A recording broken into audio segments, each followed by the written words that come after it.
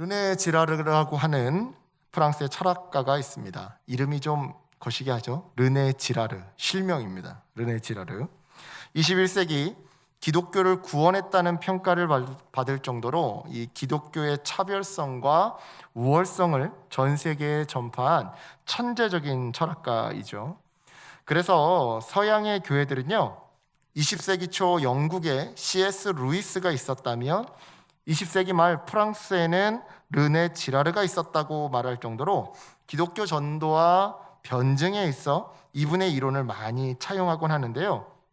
오늘 설교는 이 지라르의 여러 이론 중에 모방 이론이라는 것을 간단히 설명하면서 시작하고자 합니다. 지라르에 의하면요, 욕망과 욕구는 다르다고 합니다.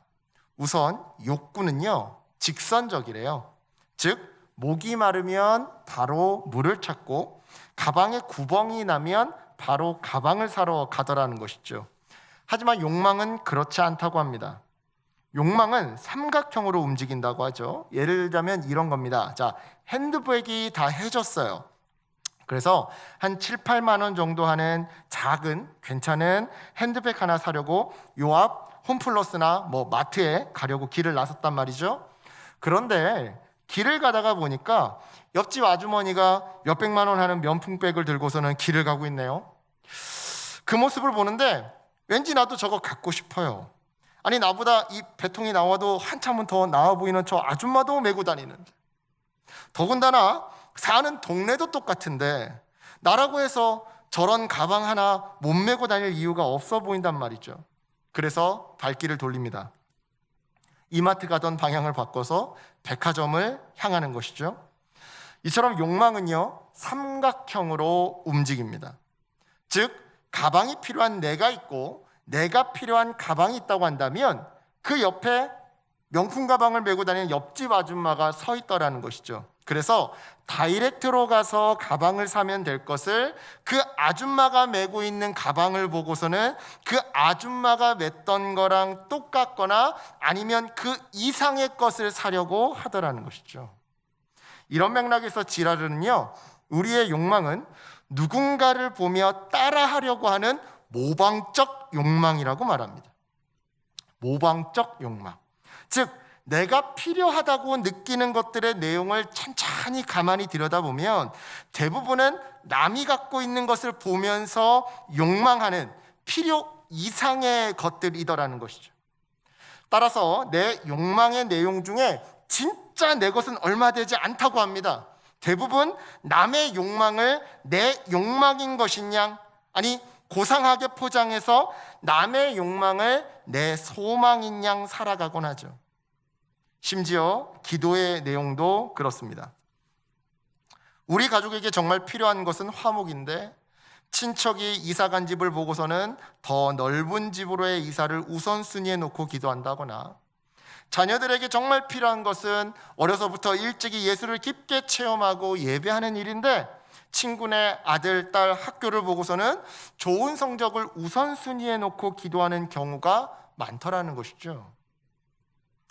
따라서 우리에게는요, 욕망과 욕구를 구분할 줄 아는 이 지혜가 필요한데요, 감사하게도 종교개혁가 중에 한 사람이었던 칼빈은요, 대략 500년 전쯤에 이에 대한 4가지 기준을 우리에게 알려주었더랬습니다. 정확히는 기독교 강요라고 하는 책에서 탐욕과 필요를 구분하는 4가지 기준을 제시해 주었는데요, 이 책에서 칼빈이 말하는 탐욕은요, 앞서 르네 지라르가 말한 욕망과 비슷한 개념입니다.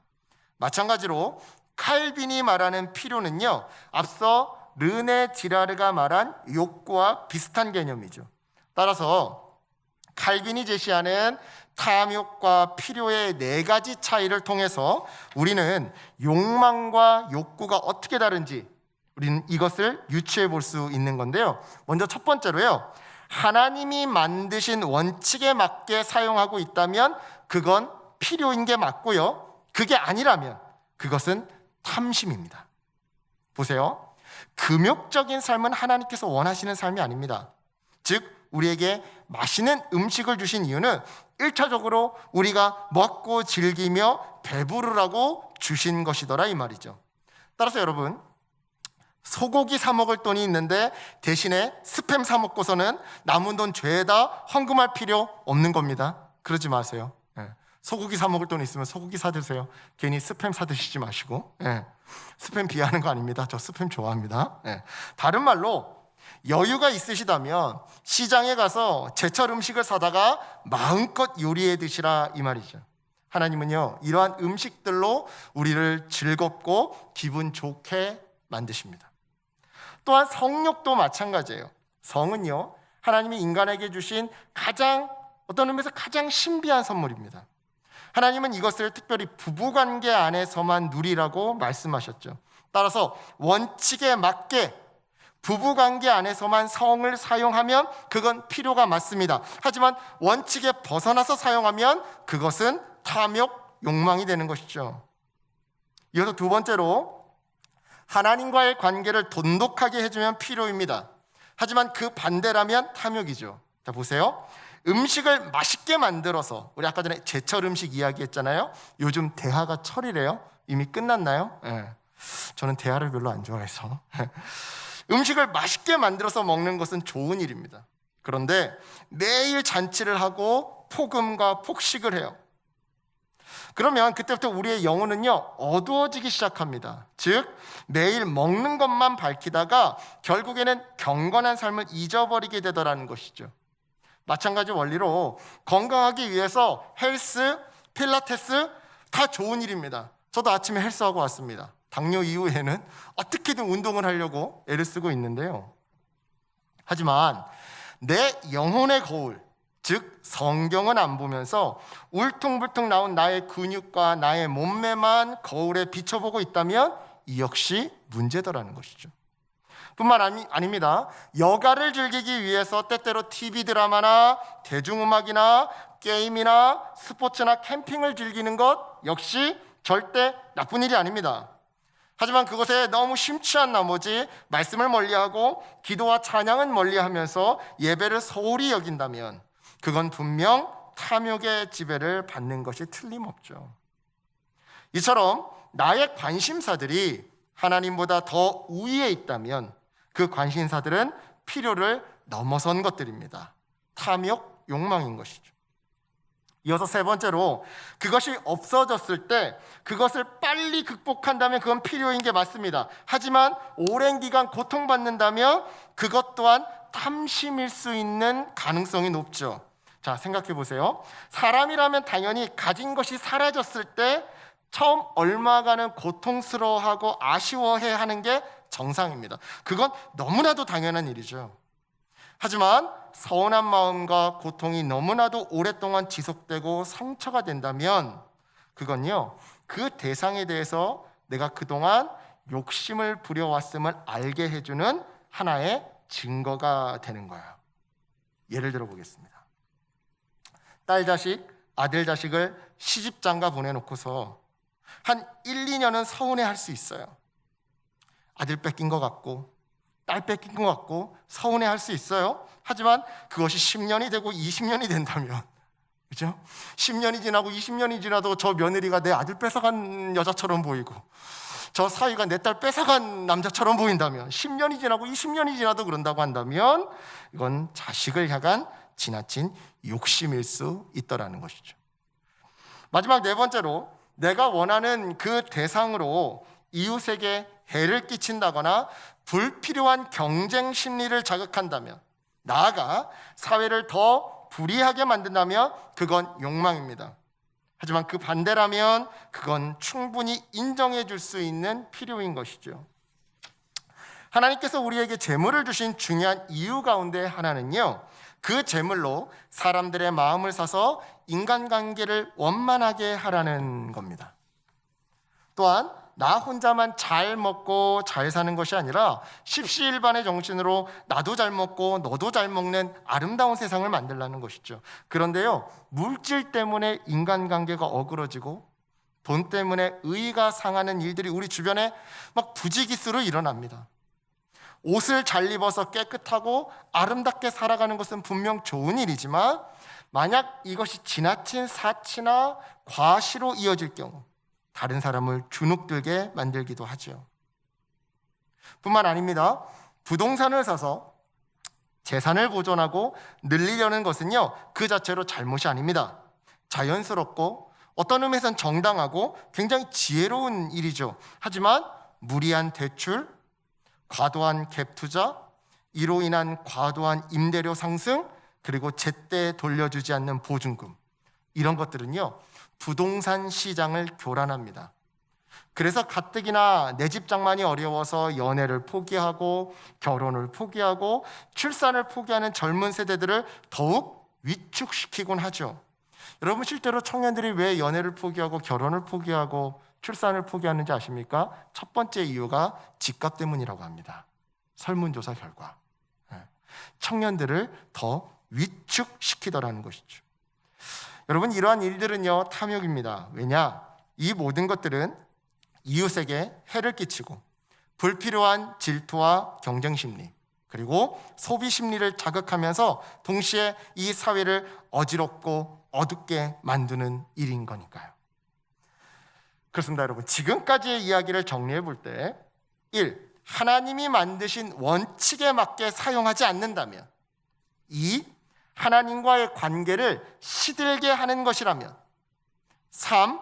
없어졌을 때 오랜 기간 잊지 못하고 서운해한다면, 4. 이웃에게 해를 끼치거나 사회를 불이하게 만든다면 이것은 모두 탐욕입니다. 제가 PPT 화면으로 준비했는데요, 필요를 뛰어넘는 욕심인 것이죠. 마찬가지로 방금 말씀드린 이 4가지 기준에 해당된다면 그건 욕구가 아니라 욕망이 되는 건데요, 이런 맥락에서 우리는 기도를 할 때 탐욕이 아닌 필요를 간구하고 욕망이 아닌 욕구를 간구해야 합니다. 간단히 말씀드려서 나에게 필요한 것을 기도로 간구하면 된다, 이 말이죠. 남이 갖고 있다고 해서 나도 갖고 싶다고 기도하는 것이 아니라 당장 나에게 필요한 것을 간구하면 된다, 이 말이에요. 그런데요, 이처럼 필요만 구하는 기도에도 문제가 있어요. 그게 뭐냐? 이처럼 작고 연약한 나 한 사람의 필요만 구하다 보면 하나님의 크신 일을 놓치게 되더라는 것이죠. 예를 들어 떨기나무 앞에서의 모세를 생각해 보시기 바랍니다. 자, 지금 당장 모세에게 필요한 것은요, 장인 어른의 양을 안전하게 인도해서 집으로 들어가는 일이에요.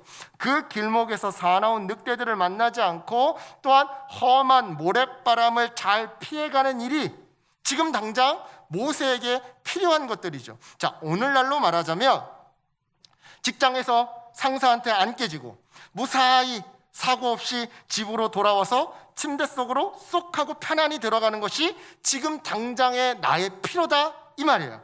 하지만 주님은 그런 모세에게 이스라엘 백성을 이집트 노예 생활에서 탈출시켜서 가나안 땅으로 이끄는 일을 맡기십니다.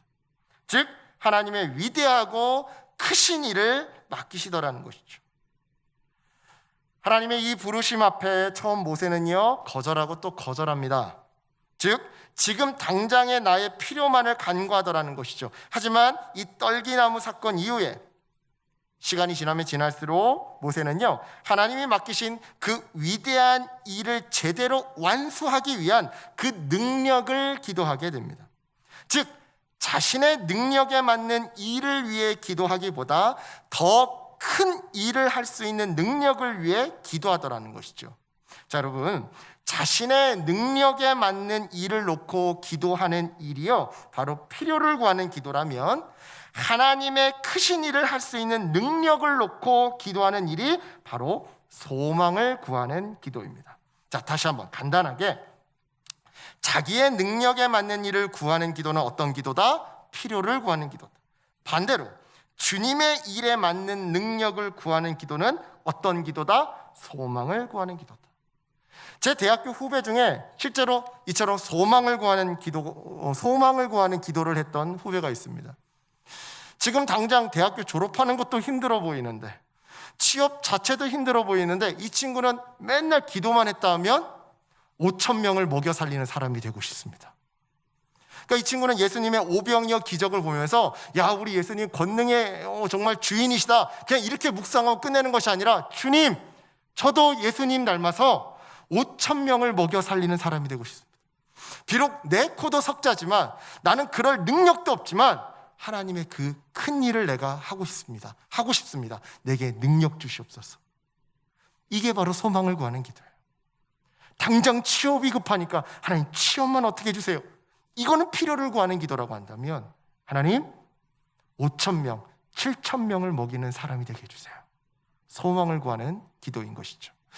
바라기는 우리 유초등부나 중고등부나 우리 청년들이 이런 좀 큰 꿈을 갖고 하나님 앞에 기도했으면 좋겠어요. 설사 못 된다 하더라도 하나님 나를 통해서 500명, 5,000명이 살아나는 그런 사람이 되고 싶습니다. 소망을 구하는 기도, 그런 기도를 하는 우리 자녀들이 됐으면 한다라는 생각이 있는데요. 그렇습니다. 이처럼 우리는요, 욕망을 기도해서는 안 된다라는 미명 아래 너무 필요만을 구해서는 안 되는 겁니다. 필요와 동시에 소망을 구하기도 해야 하는 것이죠. 그런데 문제는 소망을 구하다 보면, 다른 말로 큰일을 간구하다 보면 이게 나를 위해서 간구하는 것인지 하나님을 위해서 간구하는 것인지 이게 헷갈리더라는 거예요. 간단히 말해 욕망을 간구하는 것인지 내가 지금 소망을 간구하고 있는 것인지 이게 뒤죽박죽 혼동되더라는 것이죠. 따라서 우리에게는요, 욕망과 필요를 구분하는 지혜와 더불어 욕망과 소망을 구분하는 지혜도 동시에 필요한 건데요, 욕망과 필요를 구분하는 지혜는 이미 아까 충분히 설명드렸더랬습니다. 따라서 이제 우리에게 남은 일은요, 욕망과 소망을 구분하는 지혜를 배우는 일일 건데요, 다행히도 그 지혜를 오늘 본문을 통해 우리는 유추해 볼 수 있습니다. 정말 그러한지 본문을 다시 한번 살펴보도록 하겠습니다. 오늘 본문은요, 사실 열왕기하 2장 1절부터 14절까지입니다. 따라서 아까 우리가 본문을 읽을 때 1절부터 14절까지를 다 읽었어야 했죠. 하지만 전체 본문 중에서 오늘 설교의 핵심이 되는 구절은 9절 한 절이기에 아까 읽을 때는 일부러 9절만 읽었던 건데요, 대신에 본문 설명은 1절부터 14절까지를 다 다루어 보도록 하겠습니다. 자, 이스라엘의 대선지자 엘리야는요, 죽을 때가 다 되었어요. 즉 그는 하나님이 자기를 부르신다라는 것을 스스로 느끼고 있었던 것이죠. 이처럼 자기의 죽음을 직감한 엘리야는요, 제자들에게 자기의 죽음을 보여주고 싶지 않았나 봅니다. 그래서 여리고를 통해 요단강을 건너기 전에 중간 어디쯤에 제자들을 떨어뜨려 놓고서는 자기 혼자 요단강을 건너려고 했죠. 그런데 제자 엘리사가 나는 끝까지 따라가겠다고 스승 엘리야에게 달라붙는 거예요. 그것도 얼마나 찰거머리처럼 달라붙는지 도저히 그를 떨쳐낼 수가 없었던 것이죠. 하는 수 없이 엘리야는요, 제자 엘리사를 데리고 갑니다. 그리고는 자기의 겉옷으로 요단강물을 내리치면서 그 순간 드러난 마른 땅 위로 제자와 함께 강을 건너가죠. 그렇게 강을 건넌 엘리야가 엘리사에게 묻습니다. 하나님이 나를 부르시기 전에 내가 너에게 뭘 해줬으면 좋겠냐? 그러자 제자 엘리사가 이렇게 대답합니다. 스승님께 임했던 성령의 역사가 갑절이나 저에게 나타나기를 원합니다. 여러분, 엘리사의 이 대답은요, 어찌 보면 좀 황당해 보이는 동시에 한편으로는 버릇없어 보이기도 합니다. 왜냐? 제자 엘리사는 아직 스승 엘리야의 반도 못 쫓아가는데 이처럼 발끝에도 못 미치는 제자 엘리사가 스승 엘리야보다 갑절의 능력을 원한다니요. 더군다나 이제 곧 소천을 앞두고 있는 사람한테 스승님 가지 마십시오. 더 오래오래 저희 곁에 살아계셔야지요. 스승님 가시면 저희는 어떡합니까? 라고 말하기는커녕 가지고 있는 재능 이자까지 쳐서 2배로 내어놓고 가십시오라고 하고 있으니 이 얼마나 버릇없는 행동이에요. 생각해 보세요. 우리 아버지가 좀 돌아가시려고 했는데 아버지 가지 마세요. 아버지 죽으면 어떡해요? 이렇게 말해야 되는데 아버지 능력 이자까지 쳐서 2배로 내게 주고 가세요. 이런 배은망덕한 놈이 어디 있습니까? 그죠? 정말 너무 당돌해 보이고 주제 넘어 보이더라는 것이죠. 하지만 엘리야는요, 그런 엘리사를 타박하지 않습니다. 오히려 하나님이 나를 데려가실 때 네가 원하는 대로, 네가 간구한 대로 응답받을 거란다 라고 말해주죠. 그런데 그 순간 그 말이 떨어지기가 무섭게 불말과 불수레가 순식간에 다가오더니만 엘리야를 낚아채갑니다. 그리고는 엘리야를 데리고 하늘로 올라가 버리죠. 동시에 공중에서 엘리야의 겉옷이 떨어지는데요, 엘리사는 스승 엘리야의 이 떨어진 겉옷을 챙깁니다. 그리고는 아까 전 스승님이 그랬던 것처럼 스승님의 옷으로 요단강을 내려치기 시작하죠. 아마도 엘리사는요, 스승 엘리야에게 임했던 성령의 능력이 정말 자기가 간구했던 것처럼 2배나 자기에게 임했는지 이것을 확인해 보고 싶었던 모양인데요, 결과는 성공적이었습니다. 즉 엘리사는 스승 엘리야가 그랬던 것처럼 안전하게 요단강을 건널 수가 있었던 것이죠. 여기까지가 사실 오늘 본문의 줄거리입니다.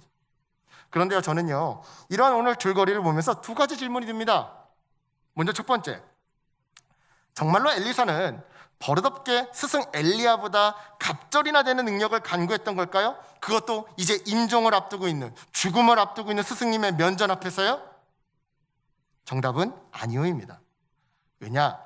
오늘 본문 9절은요, 사실 번역상의 오해를 불러일으키기 때문이죠. 자, 여러분 9절을 한번 보세요. 거기에서 갑절이나라는 표현 아마 보이실 겁니다. 9절에 갑절이나. 이 표현은요, 히브리어 원어로 피세나임이라는 단어입니다. 직역하면 2 사람의 목이라는 뜻이죠. 그런데 이 피세나임이라고 하는 히브리어는요, 사실 관용적인 표현입니다. 즉 장자가 아버지에게서 상속을 받을 때 2 사람의 몫을 전통적으로, 히브리인들은 전통적으로 이 장자가 아버지에게 상속을 받을 때는 2 사람의 몫을 상속받게 되는데, 그때 사용되는 표현이 바로 이 피세나임이더라는 것이죠. 예를 들어 보겠습니다. 아버지가 돌아가실 때가 됐어요. 그래서 2 아들에게 자기 재산을 상속해 주려고 하죠. 그런데 이 아버지가 자기 재산을 2등분하는 것이 아니라 3등분을 합니다.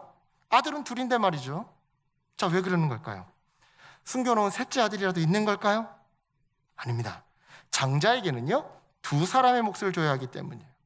즉 장자는 아버지에게 2 사람 몫의 상속을 요구할 그 권리를 가지고 있다는 것이죠. 이 말은요, 바꿔 생각해 보면 아버지에게 2 사람 몫의 상속을 요구하는 아들이 바로 장자라는 것을 우리에게 알려주는데요, 이런 맥락에서 오늘 본문 속 엘리사는요, 다른 제자 1 사람이 물려받을 능력이 아니라 다른 제자 2 사람이 물려받을 능력을 스승에게 강구했던 겁니다.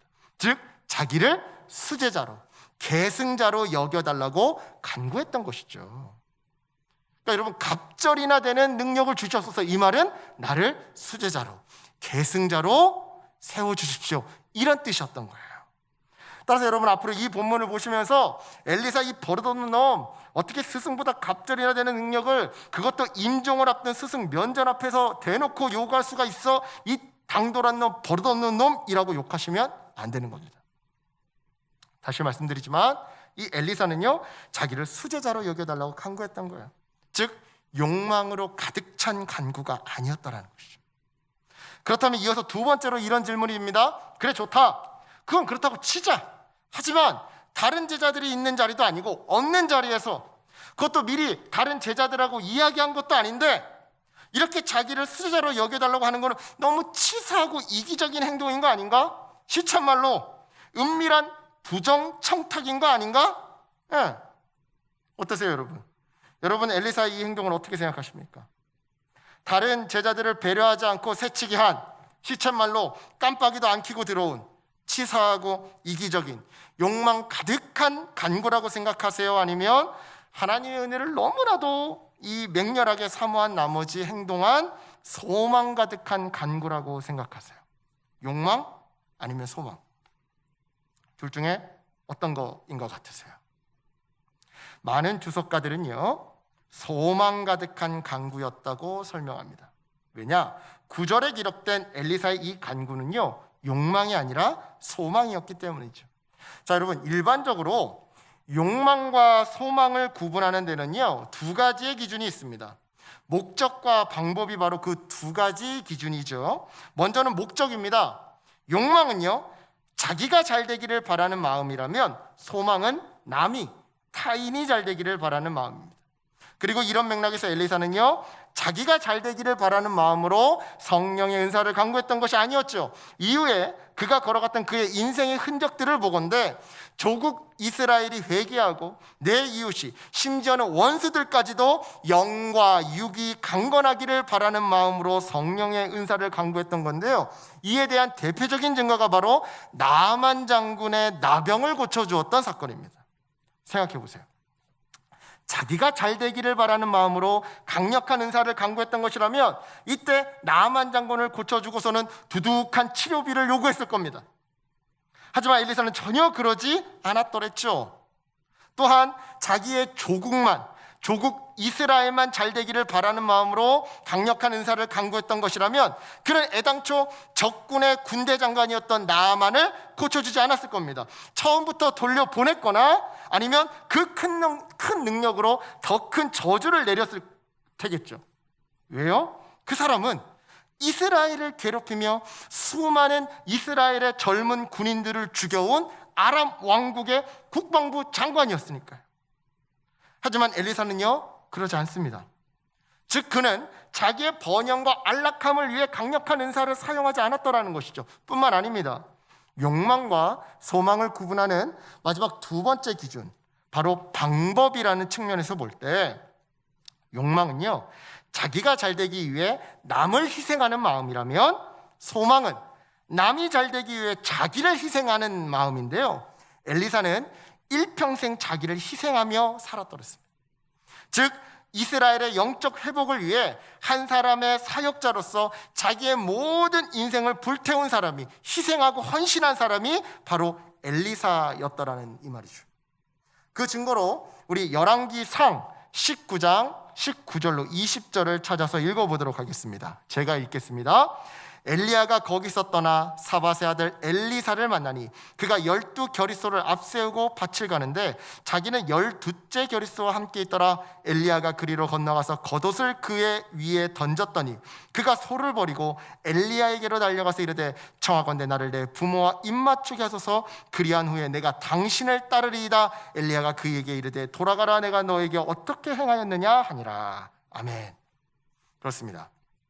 엘리사는요, 스승 엘리야에게 부름받은 그때부터 자기의 부모를 떠나 평생을 독신으로 지내면서 오직 사역에만 몰두했습니다. 즉 평범한 삶을 내려놓고, 일반적인 삶을 내려놓고 포기하고 오직 이스라엘의 회복을 위해서 헌신했던 것이죠. 이러한 맥락에서 여러분, 꿈은요, 개인의 열정과 노력을 요구합니다. 잘 들어보세요. 제 아무리 하나님이 주신 꿈이라 하더라도, 그래서 하나님이 인도하시며 책임져 주신다라고 약속하셨다 하더라도 개인의 열정과 노력이 없이는 그 꿈이 성취되지 않다라는 것이죠. 여러분, 가나안 정복 전쟁을 생각해 보세요. 이스라엘 백성들에게 광야에서 하나님은 계속해서 가나안을 정복해라, 내가 너희보다 앞서가서 저 가나안 백성들에게 겁을 심어줬어. 너네 질 거라고. 이스라엘 백성들이 이 땅에 들어오면 너네는 질 거야 라고 내가 겁을 심어줬고, 내가 그 앞길을 다 마련해놨으니까 너네는 나가서 저 땅을 정복해라. 자, 이 약속을 받았어요. 이 약속을 받고 가만히 있으면 이 약속이 성취됩니까? 안 돼요. 결국 강을 건너는 위험을 감수하고 무기를 들고 싸우는 열정과 노력은 누가 해야 되는 거예요? 이스라엘 백성이 해야 되는 거예요. 다시 한번 말씀드립니다. 제 아무리 하나님이 주신 꿈이라 하더라도, 그래서 하나님이 인도하시며 책임져 주신다 약속하셨다 하더라도 나의 열정과 노력이 없이는요, 그 꿈이 성취되지 않더라는 것이죠. 그런데 바로 이때 이 열정과 노력을요, 자기가 감당한다면 그 꿈은요, 하나님이 주신 비전인 게 틀림없고요, 동시에 하나님이 우리 안에 심어주신 소망인 게 맞습니다. 하지만 이 열정과 노력을 자기가 감당하기는커녕 하나님에게만 떠넘긴다거나 내 옆사람에게만 떠넘긴다면 여러분, 그건요, 하나님이 주신 비전이 아닐 수 있습니다. 내 멋대로 꿈꾸고 있는 내 허상일 수 있고요, 동시에 남을 부러워하면서 남의 인생을 따라하려고 하는 욕망일 수가 있는 것이죠. 따라서 묻겠습니다. 여러분은 혹시 간절히 이루어지기를 기도하는 꿈이 있으세요? 그런데 그 꿈을 향해 달려가는 과정에서 나는 즐거운데, 나는 신난데 내 옆 사람은, 내 가족은, 내 교회 지체들은 죽을 맛이라고 하소연하고 있지는 않습니까? 만약에 그렇다면 그 꿈은 비전이 아니라 허상일 수도 있습니다. 즉 소망이 아니라 내 욕심, 내 욕망일 수 있다라는 것이죠. 하지만 이 부분에 있어 엘리사는 달랐습니다. 이스라엘의 회복이라는 그 꿈을 이루기 위해 평범한 삶을 포기하고 자기를 철저하게 희생했던 것이죠. 야, 이 나라의 회복을 위해 너가 희생해, 이런 게 아니라 자기가 희생했다, 이 말이죠. 그래서 말씀드리는 겁니다. 오늘 본문 9절에서의 이 간구는요, 치사한 욕망이 아니었다고 말이죠.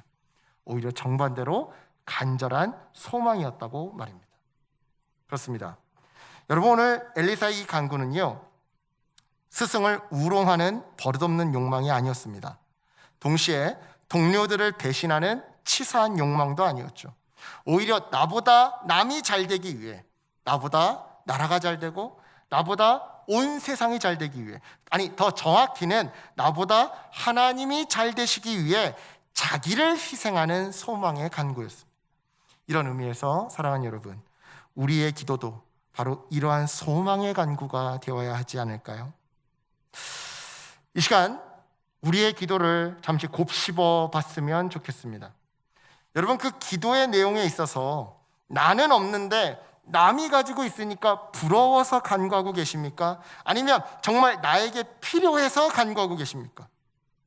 동시에 내 능력에 필요한 딱 일만, 딱 그만큼만 간구하고 계세요? 아니면 주님의 일에 필요한 능력을 함께 간구하고 계십니까? 계속해서 묻겠습니다. 내가 잘 되기만을 바라는 마음으로 형통을 간구하고 계십니까? 아니면 이웃도 잘 되고 궁극적으로는 하나님이 잘 되시기를 바라는 마음으로 형통을 간구하고 계십니까? 무엇보다 기도를 마치고 일상을 살아갈 때 가족과 이웃이 좀 불편하더라도 내가 편하면 그만이라는 생각으로 살아가고 계십니까? 아니면 내가 좀 불편하더라도 가족과 이웃이 편하면 그만이라는 생각으로 살아가고 계십니까? 여러분, 만약 이 모든 질문의 대답이 후자라고 한다면 그분의 기도를 진심으로 축복합니다. 그리고 하나님도 그 기도에 진심으로 강복하실 겁니다. 왜냐? 목적과 방법이 좋으면 그 결과는 하나님이 책임져 주시기 때문이죠. 자, 다시 한번, 하나님은 어떤 기도에 응답해 주신다고요? 목적과 방법이 올바른 기도예요. 따라서 여러분, 오늘 이 엘리사의 기도를 보면서 욕망으로 기도하지 마시고 소망으로 기도하시기 바랍니다. 특별히 내 기도의 내용이 가정의 회복과 교회의 회복과 일터의 회복을 위해 내 자신을 희생하는 기도라고 한다면, 즉 소망의 기도라고 한다면, 오늘 엘리사처럼 2사람 몫의 축복, 아니 3사람, 10사람, 5,000명의 축복을 간구하시길 바랍니다. 왜냐? 원래 욕망의 기도라면 우리가 그 입을 다무는 것이 합당하지만 소망의 기도라면 입을 크게 벌리는 것이 합당한 법이니까요. 즉 소망의 기도라면 내 능력에 맞는 일을 위해서만 기도하지 마시고 더 큰 일을 할 수 있는 능력을 위해 기도하시라, 이 말이죠. 그렇습니다, 여러분. 소망으로 입을 크게 벌려 기도하세요. 소망에는요, 욕심을 가져도 괜찮아요. 욕망인데 욕심을 내는 게 문제인 거지, 소망인데 욕심을 내잖아요. 그거는요, 하나님이 크게 채워주십니다. 그러니 하나님을 작게 보지 마세요. 말씀을 정리합니다. 사랑하는 여러분, 첫째로 남이 가지고 있는 것을 구하지 마시고요, 내게 필요한 것을 구하세요. 그리고 둘째로 그 필요한 것이 설사 다 채워주지 않았다 하더라도 콩 한 쪽이라도 이웃과 하나님을 위해, 내 코가 석자라도 이웃과 하나님을 위해 나누고 섬기기 위해 간구하세요. 또한 셋째로 그 과정에서 적당히 남을 속이고 불법을 저지른 일에 하나님 눈 감아주세요 라고 기도하지 마시고요, 내가 좀 손해를 볼지언정 끝까지 정직과 성실을 지키게 해달라고 기도하세요. 마지막 넷째로 이 모든 조건에 들어맞는다면 입을 크게 벌려 간구하시기 바랍니다. 여러분, 이처럼 첫째, 기도의 내용을 바로잡고요, 둘째, 기도의 목적을 바로잡으면서 셋째, 기도 응답의 과정을 바로잡고 넷째, 기도 응답의 분량을 제한하지 않잖아요. 그러면요, 하나님께서 후히 채워주시고요, 흔들어 넘치도록 응답해 주실 겁니다. 그러니 이것을 믿으시고요, 욕망으로 기도하지 마시고 소망으로 기도하시기 바랍니다. 그래서 엘리사처럼 수많은 영혼을 살리는 능력의 자녀 되시길 주님의 이름으로 간절히 축원합니다. 아멘. 기도하겠습니다. 하나님, 부족하고 연약하고 아둔한 우리에게 오늘 말씀을 허락하여 주시니 감사합니다. 하나님, 오늘 이 말씀이 기억이 난다고 한다면 우리의 지식과 지혜가 되게 도와주시옵시고, 이 말씀이 기억나지 않는다면 우리의 삶의 인격이 될 수 있도록 역사하여 주시옵소서. 주님, 욕망으로 기도하던 우리의 삶을 점검해 봅니다.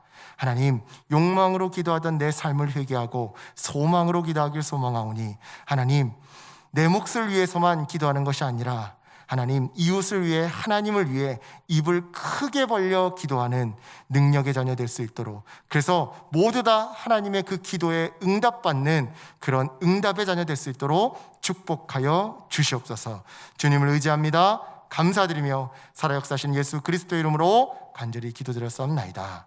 아멘.